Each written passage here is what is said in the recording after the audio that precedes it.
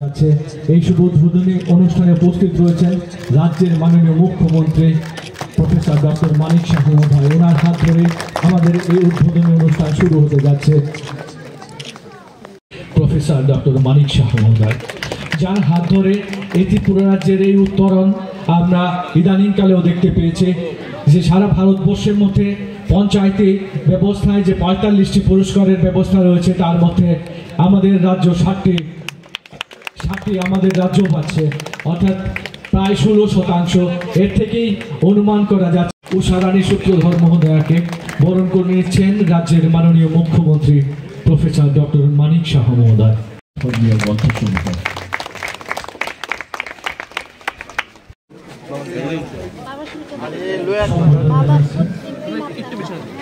চেষ্টা করি যথাসময়ে পৌঁছবার, কিন্তু আজকে একটু লেট হয়ে গেল। আমি এর আগেও আমি এসেছি, পুজোর সময় আমি এসেছিলাম। অত্যন্ত অবাক লাগছিল যে এত বড় একটা ক্লাব, চারতলা মানে বিল্ডিং, ক্লাব বা সংঘ ত্রিপুরার যে কোথাও আছে কিনা আমার জানা নেই। আমি জিজ্ঞেস করেছিলাম এটা কি করে সম্ভব। তো বলছিল যে ওনাদের একটা জায়গা ছিল, পেছনের জায়গাটা বিক্রি করে সেই বিক্রির টাকা দিয়ে এই বিল্ডিংটা ওনারা সমাপ্ত করেছেন। সেক্রেটারি মহোদয় বলেছেন ৭,০০০ কিছু টাকা উনি যখন সেক্রেটারির পদে দায়িত্ব নেন, পরবর্তী সময়ে সবার থেকে সব বাড়ি বাড়ি বা যারা সদস্যরা ছিলেন তাদের থেকে কিছু টাকা নিয়ে একটা ফান্ডের মতো ব্যবস্থা করেছিল, প্রায় ৩০ থেকে ৩৫,০০০ টাকা। সব কিছুই উপর থেকেই নির্ধারিত থাকে, কোনটা হবে কি হবে না। সদ ইচ্ছা থাকলে সবই সম্ভব। আদারওয়াইজ একটা ক্লাবের ভট্টপুকুর এলাকায় এরকমটা ক্লাবের, যেখানে আমরা যা শুনেছি যে ফ্লাডের সময়ে ক্লাবের তরফ থেকে তাদেরকে খাওয়া দাওয়ার ব্যবস্থা পর্যন্ত করেছে নিজেদের উদ্যোগে। অনেক ক্লাব আছে, আমি আগরতলা শহরের উপরে আমি বলবো ধনাঢ্য ক্লাব, কিন্তু আমি এখনও দেখিনি এই ধরনের একটা বিল্ডিং ওনারা তৈরি করেছেন। পয়সা আছে অথচ বিল্ডিং তৈরি করতে পারেনি।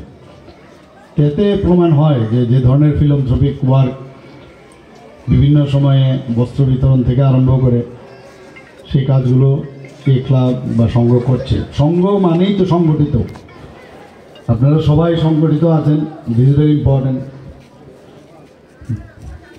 যদি সবাই একসাথে থাকে তাহলে কেউ কিচ্ছু করতে পারবে না। মাননীয় প্রধানমন্ত্রীজি কি বলছেন যে একসাথে থাকলে সেফ, এক হে তো সেফ হে। এটা সবচেয়ে বড়, মানে আমি বলবো আজকের দিনের প্রাসঙ্গিক স্লোগান। সংঘ বা ক্লাব চালানো চারটিখানি কথা নয়। আমি নিজেও একটা প্রতিষ্ঠিত ক্লাবের প্রায় 13 বছর আমি ক্লাবের সেক্রেটারি ছিলাম, পরবর্তী সময়ে ক্লাবের সভাপতিও হই। আমি বারবার যেখানে ক্লাবের প্রোগ্রাম থাকে এই কথাগুলো বলি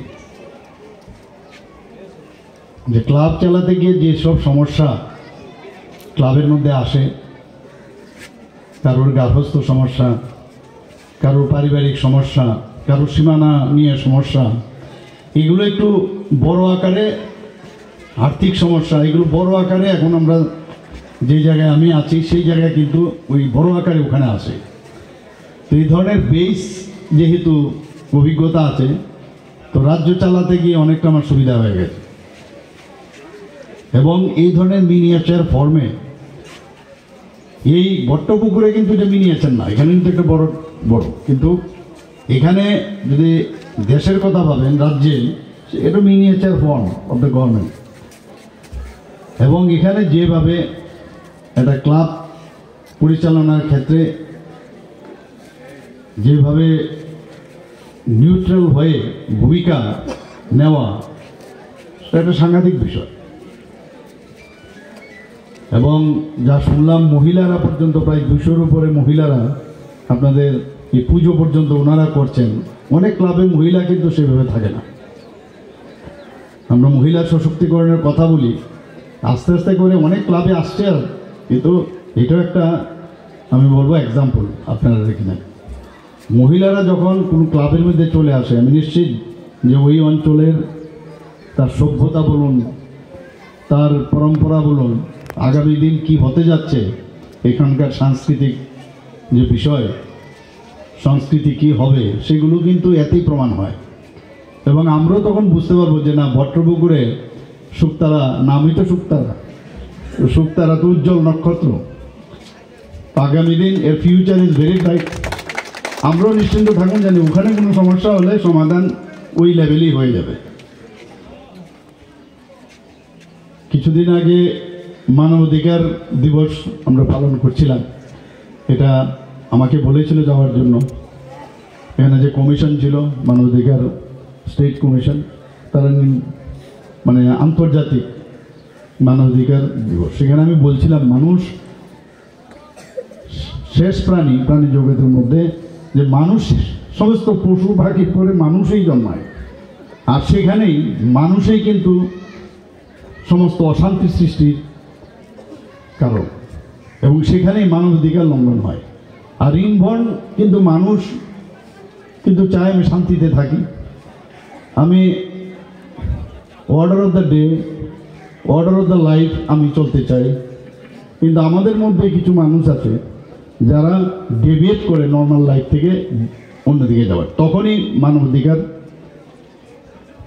যেটা মানুষের মধ্যে থাকে সেটা লঙ্ঘিত হয়, এবং মানুষকেই তার জন্য বিচার করতে হয়।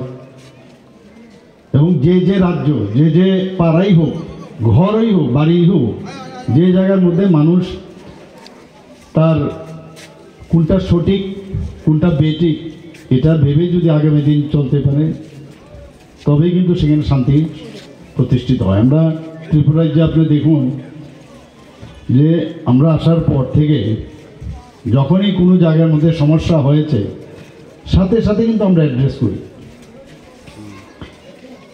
কোনো ধরনের সমস্যা হলে যাতে সমস্যাটা না বাড়ে, তার জন্য আমাদের এই সরকার আসার পর সাথে সাথে খবর নেওয়ার পর চেষ্টা করি কেন এটা হবে।